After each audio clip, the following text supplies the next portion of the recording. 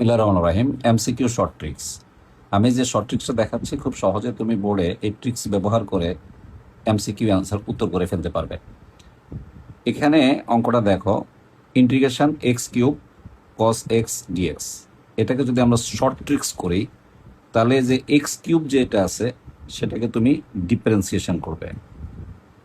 এই যে x cube, দেখো ভালো করে, আমি চিহ্নটা পরে দেখাচ্ছি। এক্স কিউবকে ডিফারেন্সিয়েশন করলে 3x স্কোয়ার হয়, 3x স্কোয়ারকে ডিফারেন্সিয়েশন করলে 6x হয়, 6xকে ডিফারেন্সিয়েশন করলে -6 হয়, এবং -6কে ডিফারেন্সিয়েশন করলে 0 হয়।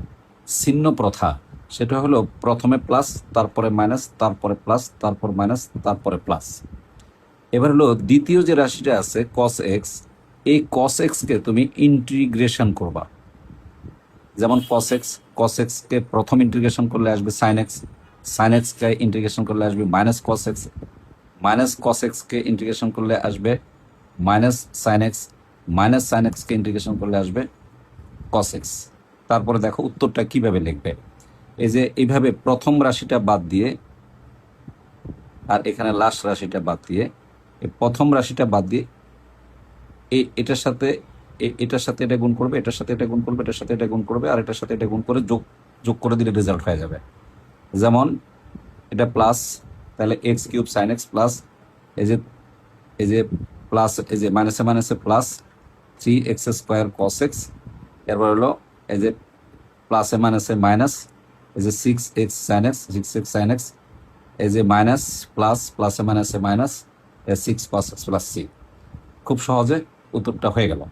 এবার আসো, এ হলো একটা নিয়মের অঙ্ক। এবার হলো দ্বিতীয় নিয়মের অঙ্ক। যদি এভাবে আসে তাহলে তুমি কিভাবে শর্ট ট্রিক্স দিয়ে করবা। এটা হলো প্রথম রাশি এবং এটা হলো দ্বিতীয় রাশি। তো আবার আগের মতোই, এটা ডিফারেন্সিয়েশন পার্ট, এটা হলো ইন্টিগ্রেশন পার্ট। প্রথম যে পার্টটা আছে এক্স স্কোয়ারকে চিহ্নটা পরে বসাবা। প্রথমে এক্স স্কোয়ারকে ডিফারেন্সিয়েশন করলে, আমি চিহ্নটা মুছে রাখতেছি যেন তোমার সুবিধা হয়। এই যে এক্স স্কোয়ারকে ডিফারেন্সিয়েশন করলে আসে টোয়াইস এক্সকে ডিফারেন্সিয়েশন করলে আসে 2, 2 এর ডিফারেন্সিয়েশন করলে আসে 0। তারপর চিহ্ন প্রথা যেটা আছে, প্রথমে প্লাস, তারপর মাইনাস, তারপর প্লাস, তারপর মাইনাস।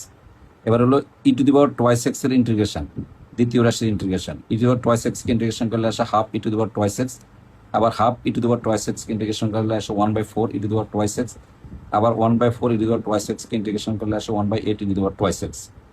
একইভাবে আগের মতো যদি আমরা এভাবে কোনাকুনি গুণ করি, প্রথম রাশিটা বাদ যাবে, এই প্রথম রাশিটা বাদ যাবে, এই কোনা গুণ করে প্রথম রাশি, তারপর এই কোনা গুণ করলে দ্বিতীয় রাশি, আর এই কোনা গুণ করলে তৃতীয় রাশি, এবং প্লাস সি, ইন্টিগ্রেশন শেষ। এরপরে দেখো এই অঙ্কটাও ইম্পর্টেন্ট অঙ্ক, সেটা হলো dx/1 + sin x। এই অঙ্কটা করার সময় খুব ইজিভাবে করে ফেলবে। এখানে 1 + sin x আছে, তাহলে উপরে নিচে 1 - sin x দিয়ে গুণ করে দিবা। এই যে 1 - sin x দিয়ে উপরে গুণ করলে নিচে আসবে 1 + sin x 1 - cos x, তার মানে হলো 1 - sin square x। 1 - sin square x হলো cos square x। cos square x যদি হয় তাহলে 1/cos স্কোয়ার x মানে হলো sec square x, sin x/cos square x হলো sec x tan x। দেখো sec x স্কোয়ার x এর রেজাল্ট হলো tan x, আর sec x tan x এর রেজাল্ট হলো sec x + c। এখন আমি তোমাকে 3টা শর্ট নিয়ম দেখালাম। বোর্ড পরীক্ষায় এমন একটা এমসিকিউ বরাবরই আসে। এখন এটাকে অনুসরণ করে তুমি এই 2টা অঙ্ক নিজে প্র্যাকটিস করবা, যেন 50 থেকে 60 সেকেন্ডের মধ্যে তুমি উত্তরটা বের করে ফেলতে পারো। আবার এটাকে অনুসরণ করে তুমি এই 2টা অঙ্ক প্র্যাকটিস করবা, যেন অল্প সময়ের মধ্যে, সর্বোচ্চ 1 মিনিটের বেশি সময় নিতে পারবা না, এর চেয়ে কম সময়ের মধ্যে তুমি এই 2টা ইন্টিগ্রেশন করে ফেলবে। একইভাবে এটাকে অনুসরণ করে এই অঙ্কটাকে তুমি ইন্টিগ্রেশন করে ফেলবে। তবে কোনোভাবেই যেন সময়টা গড়ি ধরে রাখবা, সময়টা যেন 1 মিনিটের বেশি সময় না লাগে, সেদিকে বিশেষভাবে নজর রাখবে। আরেকটা কথা উল্লেখযোগ্য মনে রাখি, এই যে শর্ট ট্রিক্সটা আছে, এই শর্ট ট্রিক্সটা শুধুমাত্র এমসিকিউর ক্ষেত্রে প্রযোজ্য।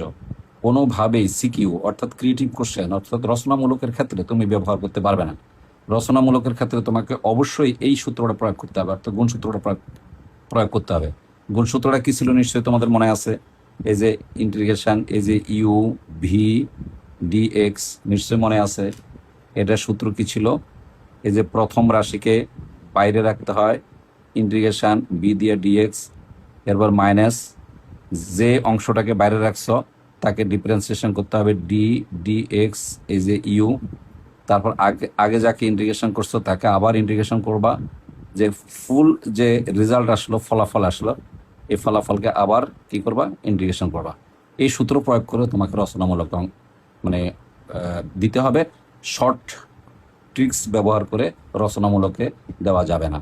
তবে বুয়েট পরীক্ষার ক্ষেত্রে তুমি শর্ট ট্রিক্স প্রয়োগ করে যদি দাও সেক্ষেত্রে নাম্বার কনসিডার করে। অনেক ধন্যবাদ।